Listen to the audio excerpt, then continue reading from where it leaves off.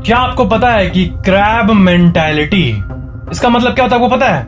देखो, कोई भी इंसान अगर आगे बढ़ रहा है और कोई दूसरा उसको नीचे खींच रहा है, इसे कहते हैं क्रैब मेंटालिटी। ठीक है, आपको पता है क्रैब मेंटालिटी को क्रैब मेंटालिटी क्यों कहा जाता है? इसके पीछे का लॉजिक क्या है? तो क्रैब मेंटालिटी को क्रैब मेंटालिटी इसलिए कहा जाता है क्योंकि अगर आप एक बास्केट को लो, एक बाल्टी को, उसमें पानी भरो और बहुत सारे क्रैब्स को रख दो, ठीक है, तो ये जो मल्टीपल केकड़े हैं, मल्टीपल क्रैब्स हैं, इसमें से अगर कोई एक क्रैब ऐसे बाल्टी से बाहर निकलना चाहेगा ना, तो दूसरा क्रैब उसको रोकता है। ये एक्चुअली में लिटरली क्रैब्स करते हैं, इसीलिए क्रैब मेंटालिटी को क्रैब मेंटालिटी कहा जाता है। फैक्ट नंबर 21, जो साइको या हॉरर मूवीज में होता है ना सीन, कोई इंसान ऐसे लेटा हुआ है और खच करके कोई घोप देता है उसके अंदर चाकू, तो जो साउंड आता है ना घोपने वाला कच करके, पता है उसको कैसे प्रोड्यूस किया जाता है? उसको प्रोड्यूस किया जाता है इस फल के ऊपर लिटरली चाकू मार के ऐसे खच करके आवाज, मतलब इस पे जो चाकू मारने से खच करके जो आवाज आता है, कसाबा मेलन, इस पे मारने से ऐसा आवाज आता है ना, जैसे अगर किसी रियल इंसान को किया जाए तब वैसा आवाज आता है, और यही इफेक्ट को मूवीज में यूज किया जाता है। फैक्ट नंबर 20, आपने कभी ये सोचा है कि इतने सारे एरोप्लेन्स ऊपर उड़ते हैं आसमान में, तो दो एरोप्लेन्स टकरा नहीं सकते क्या? तो बात यह है ना, इसको प्रिवेंट करने के लिए एक सेफ्टी मेजर होता है, पता है क्या? जो एरोप्लेन्स होते हैं ना, उसमें भी जो ट्रैफिक कंट्रोलर होते हैं ना, वो कमर्शियल फ्लाइट्स को बोलते हैं कि तुम लोग ऑड और इवन हाइट पे प्लेन को उड़ाओ। जैसे एक प्लेन 38,000 फीट पे ऐसे उड़ रहा है, तो दूसरे वाले को बोला जाएगा कि तुम 38 से तुम 39 पे उड़ो, फिर इवन ऑड करके, ताकि अगर बहुत सारे प्लेन रहे भी ना तो वो टकराए नहीं। जैसे इस इमेज में आप देख सकते हो, इतना सारा प्लेन जा रहे हैं पर इसमें से कोई एक दूसरे से ना ऐसे क्लैश नहीं कर रहा है, क्योंकि ये इवन ऑड एल्टीट्यूड लेवल्स को फॉलो कर रहा है। फैक्ट नंबर 19, जो ये अमेरिकन चॉकलेट है, इसका नाम है मिल्क डड्स, ठीक है, और आपको पता है इसे जब इस कंपनी को 1928 में बनाया गया था ना, तब इसको परफेक्टली राउंड शेप देने का तय किया गया था कंपनी के द्वारा। बट उस टाइम का जो मशीन था वो चॉकलेट को एकदम स्फेरिकल शेप, एकदम या फिर गोल शेप नहीं दे पाता था, थोड़ा ऑड शेप मिलता था हर एक चॉकलेट को, और इस ऑडनेस को ही डड कहा जाता है, मतलब ऊपर नीचे, और इसलिए इस कैंडी का जो एक इंस्पिरेशनल नेम था वो था मिल्क डड, जो कि इसका जो शेप है उस पे इसका नाम दिया गया है, क्योंकि ये डड्स हैं, अनशेप्ड हैं। फैक्ट नंबर 18, जिस तरह किसी इंसान को जब चोट लगता है तो वो रोता है, उसी तरह आपको पता है कि अगर किसी पेड़ को काटा जाए ना, तब ऑफ कोर्स वो नहीं रोते हैं, नॉर्मल लॉजिक ये कहता है। बट जब डीप साइंस में जाए ना, तब ना अगर कोई टोमेटो प्लांट को काटता है, तब साइंटिस्ट्स ने ये ऑब्जर्व किया है कि प्लांट्स ना तब अल्ट्रासोनिक स्क्विल्स निकालते हैं जब उन्हें काटा जाता है। 4 इंच दूर रखे माइक्रोफोन में ये स्क्विल्स को साइंटिस्ट्स ने रिकॉर्ड किया है। या फिर पूरे पेड़ को अगर कोई पानी में डुबा दे, तब उसको जो स्ट्रेस फील होता है ना, तब भी ये अल्ट्रासोनिक साउंड्स पेड़ रिलीज करता है। इससे मतलब एक बहुत डीप चीज पता चल रही है कि आप फील कर पा रहे हो कि मतलब पेड़ भी अपने अनकंफर्टेबलनेस को एक्सप्रेस करते हैं। ऐसे बहुत सारे स्टडीज में पाया गया है। फैक्ट नंबर 17, आपको पता है जिस तरह घर बिकते हैं और बहुत बड़े बड़े मॉन्यूमेंट्स भी बिकते हैं, उसी तरह ना एक पूरा का पूरा शहर भी बिकता है। जी हाँ, पूरा टाउन भी बिकता है। तो टाउन एक्चुअली में बड़े बड़े नेता या फिर ऐसा कुछ मतलब डील होता है जब होता है तब। बट एक शहर ऐसा है ना जिसको ऑनलाइन वेबसाइट पे सेल के लिए डाला गया था। आपको पता ही होगा कि कितने सारे वेबसाइट्स है, OLX, eBay, जहाँ पे लोग सामान बेचते हैं सेकंड हैंड या फिर फर्स्ट हैंड, ठीक है, ये ऐसा होता है। तो ब्रिजविल कैलिफोर्निया, ये जो है ना शहर, इसको साल 2002 में eBay पे ऑक्शन पर रखा गया था। इसका इनिशियल प्राइस सेट किया गया था $1.77 मिलियन, यानी करीब 11 से 12 करोड़ रुपए के आसपास। तो बाद में इसे eBay से हटा दिया उन्होंने, बट इवेंचुअली ये शहर 700 के मतलब करीब 749 4 करोड़ 90 लाख में बिका। ये शहर बिक गया। इसे ब्रूस क्रैल नामक एक बिजनेसमैन ने खरीदा था। फैक्ट नंबर 16, क्या जानवर समझदार होते हैं? क्या उनको लॉजिक पता होता है? तो इसका आंसर साइंस कभी कहती है कि हाँ, इंटेलिजेंट एनिमल्स में, जैसे एप्स और डॉल्फिन्स ऐसे में। लेकिन जो नॉर्मल जानवर होते हैं जो हम लोग डे टू डे लाइफ में देखते हैं, कुत्ते, पिग, ये सब, क्या इनमें भी ज्यादा लेवल का समझदारी होता है? तो एक कहानी है एक हीरोइक पिग का। मतलब क्या है कि साल 1997 में एक पिग था और उसका नाम था लुलू, और उसने ये नोटिस किया कि घर के अंदर मेरे मालिक को हार्ट अटैक हो रहा है। तो लुलू क्या क्या पता है, वो बाहर गया, जो गाड़ी एक आ रहा था सामने से, उसके सामने जाके, मतलब ना क्या हुआ कि तुरंत गया गाड़ी के सामने, गाड़ी ऐसे आ रहा है, वो अचानक से गया और गाड़ी वाले को ये लग रहा था कि ये पिग आगे चल जाएगा, ठीक है, लेकिन वो वहां पे गया और अचानक से ऐसे गिर गया। मतलब वो मरने का नाटक किया था कि वो गाड़ी वाले का अटेंशन तुरंत ले पाए, और तब गाड़ी वाला उतरा, तब ऐसे ही वो खड़ा हो गया और मतलब सिग्नल दिया गाड़ी वाले को कि जाओ मेरे ओनर को बचाओ। तो मतलब ये प्ले किया, ये नाटक किया रोड पे डेड होने का। और ये एनिमल्स के वर्ल्ड में से सबसे अमेजिंग कहानियों में से एक है। बहुत लोग पेट एनिमल्स रखते हैं, उनके लिए ये सबसे मतलब इंटरेस्टिंग फैक्ट्स में से एक होगा। फैक्ट नंबर 15, जितने भी जानवर है उसमें से एक जानवर दूसरे जानवरों को खाता है, बट अपना ही स्पीसीज, अपना ही जो एक कैटेगरी है जानवर का, उसमें से दो स्पीसीज क्या एक दूसरे को खा सकते हैं?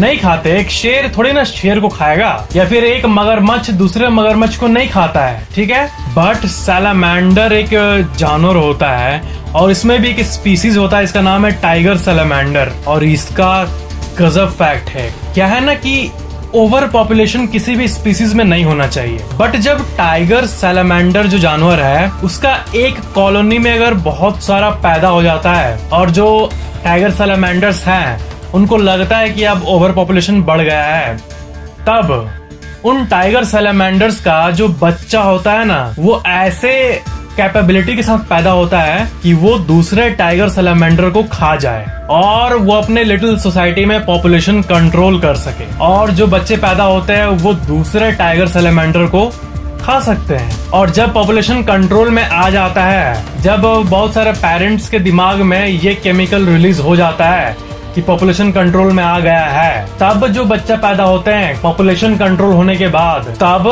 नॉर्मल पैदा होते हैं जो कि एक दूसरे को नहीं खाते हैं।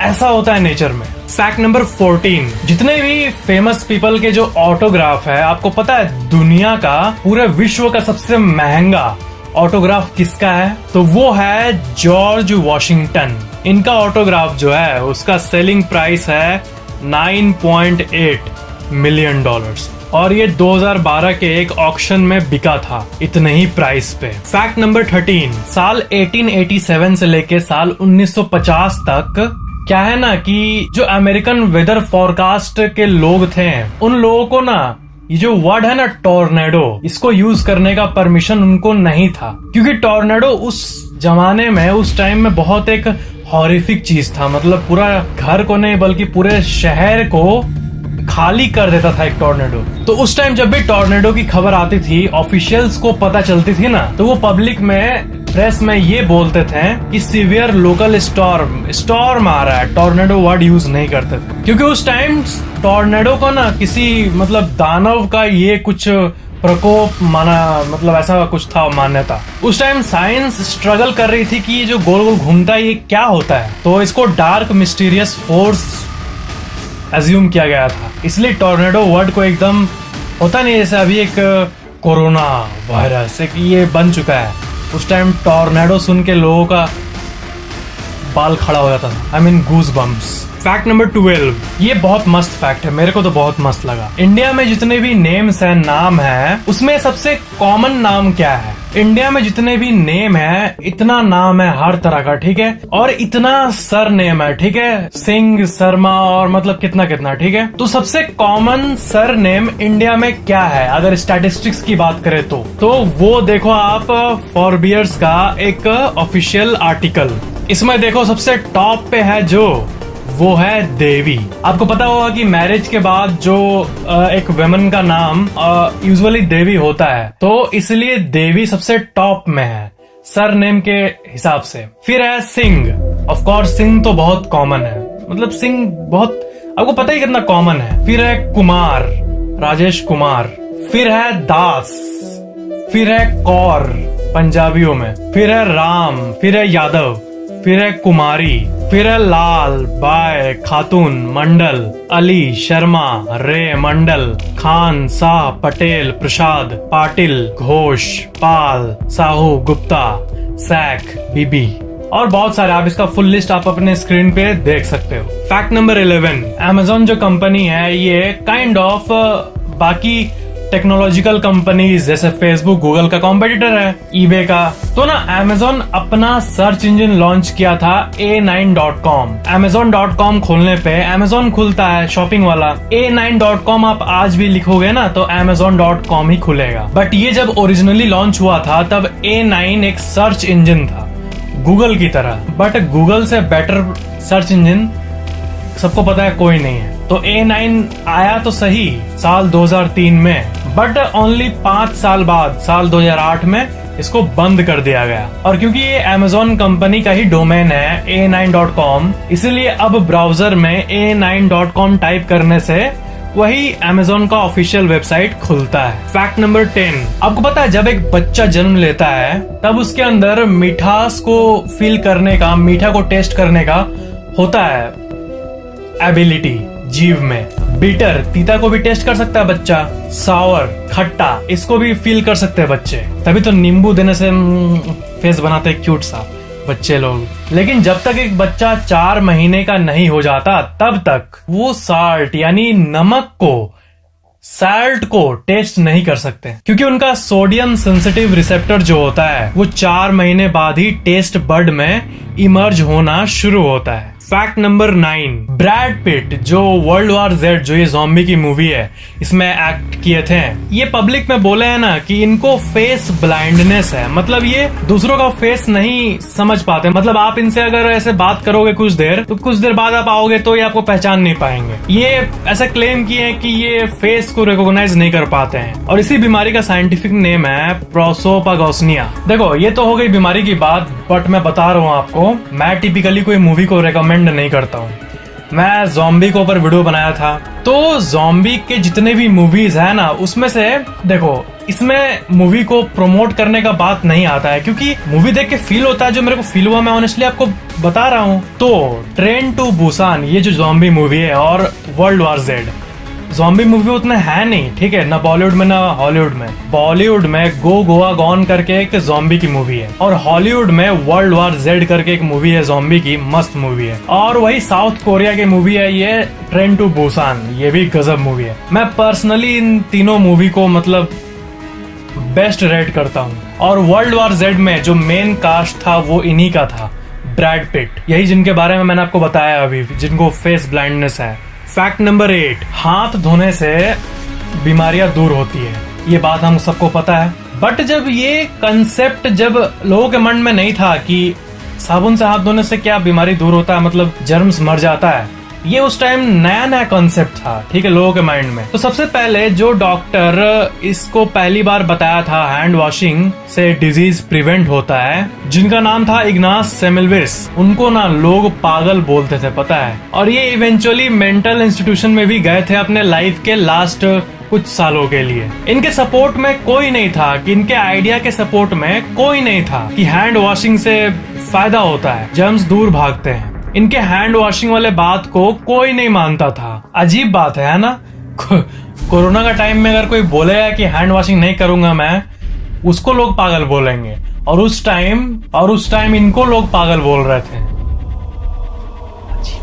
फैक्ट नंबर 7, ऑफिस चेयर जो होता है ये वाला मॉडर्न ऑफिस चेयर, इसका इन्वेंशन किसने किया था? आप सोच रहे होंगे कुछ होगा कोई मॉडर्न सा नाम इसने इन्वेंट किया था, बट इवोल्यूशन के बारे में किसने बताया हमको? वो साइंटिस्ट चार्ल्स डार्विन, पता ही होगा आपको। आपको पता है उन्होंने ही ऑफिस चेयर बनाया, रियली इन्होंने ही ऑफिस चेयर को इनोवेट किया था। फैक्ट नंबर 6, अब मैं आपको एक एग्जांपल दे रहा हूं। जो लोग कहते हैं ना कि मतलब कुछ भी होने के पहले हमको सेलिब्रेट नहीं करना चाहिए। कुछ भी आप चाहते हो, आप ये चाहते हो, ठीक है, आप यहाँ हो, यहाँ भी आ गए हो, बट आप यहीं से ये सेलिब्रेट करने लगे, आपको यहाँ तक भी नहीं करना चाहिए। पता है आप जब अचीव कर लिए उस गोल को तब सेलिब्रेट करो।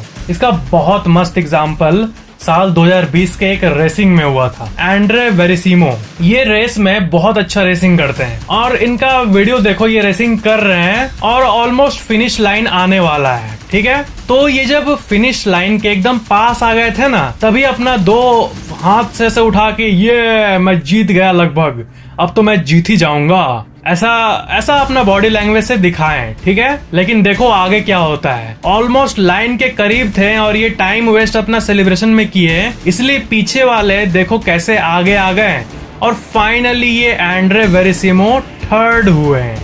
है ना कमाल का एग्जाम्पल।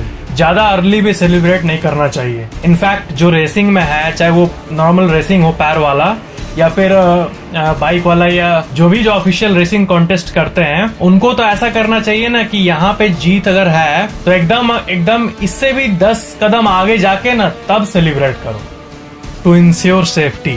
फैक्ट नंबर 5, स्क्विरल इसे कहते हैं। ठीक है, इसका जो शरीर में बाल होता है वो बहुत सारा होता है। बालों को अगर काउंट करे ना तो साइंटिस्ट के हिसाब से 3 मिलियन 30 लाख बाल इस पे होता है शरीर के ऊपर। एक बाल करते करते 30 लाख बाल एक स्क्विरल पे। तो आप ये बताओ कि एक हनी बी को भी अगर आप जूम करके देखोगे ना, इस पे भी बहुत सारा बाल रहेगा, तो आप यकीन नहीं करोगे कि हनी बी के भी ऊपर 30 लाख बाल होते हैं। मतलब सिंपल एक लाइन में ये फैक्ट है कि a honey bee has the same amount of hairs as a squirrel, that is 3 million. Fact number 4, जो यूएसए का फ्लैग है ना, उसे ये बनाए थे, ठीक है, रॉबर्ट जी हेफ्ट। जब ये 17 साल के थे और स्कूल में पढ़ाई कर रहे थे ना, तभी ये बनाए थे। क्या है कि जब फ्लैग का, अमेरिकन फ्लैग का जब ऑफिशियल चुनने का पीरियड था ना, जब चुना जाना था फ्लैग को कि ये फ्लैग होगा, तब अलग अलग स्कूल से यूनिक जो ड्राइंग में आगे थे उनसे लिया गया। ठीक है, तो ये एक फ्लैग बनाए, बाकी हजारों लोग बनाए। तो इनका फ्लैग जो है ना, इनके फ्लैग को स्कूल का जो टीचर था ना, वो बी दिया था। ठीक है, और वो वही फ्लैग था जो अभी अमेरिका का फ्लैग है, बट उस टाइम तो कोई वैल्यू नहीं था उसका, तो बी दिया था। तो उन्होंने अपने टीचर से शर्त लगाया था कि अगर ये फ्लैग बाई चांस चुना गया नेशनल लेवल पे, मतलब ये तो होगा नहीं, ऑफ कोर्स हंस के बोल रहे थे, लेकिन हुआ, तो अगर ये चुना गया तो आप मेरे को ए दीजिएगा, बस ग्रेड ए मिलना चाहिए मेरे को। आखिर में यही हुआ, वो फ्लैग चुना गया एकदम नेशनल लेवल के लिए, फिर उनको टीचर ने ए दे दिया। फैक्ट नंबर 3, ह्यूमन स्किन को अगर आप जूम करके देखोगे तो ऐसा दिखेगा। ठीक है, बट एक शार्क मछली का अगर आप स्किन देखोगे तो देखो ऐसा दिखता है, बहुत ही गजब दिखता है। मतलब देखो ऐसा दिख रहा है। सबसे यूनिक जानवरों की बात करें तो मैं आपको एक जानवर को दिखाने वाला हूँ। पहले आप इमेजिन करो एक मगरमच्छ को, फिर इमेजिन करो एक कछुए को, तो इन दोनों को मर्ज कर दो।